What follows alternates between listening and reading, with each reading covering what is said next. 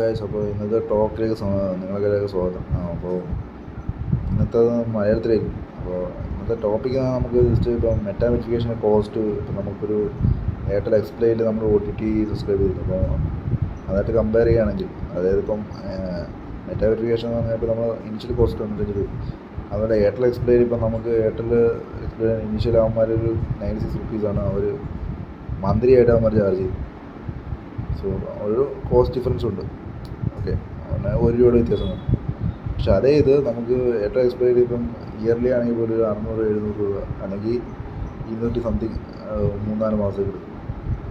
275 രൂപ, 279.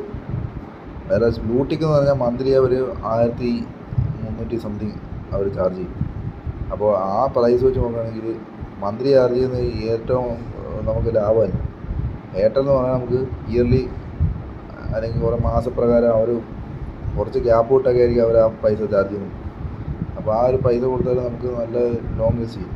പക്ഷേ meta verification നമുക്ക് ലോങ് യൂസ് ചെയ്യാൻ പറ്റില്ല. 1300 കൊടുത്താലും നമുക്ക് ഒരു മാസം പിന്നെ അടുത്ത മാസം വീണ്ടും 1000 രൂപ കൊടുക്കും.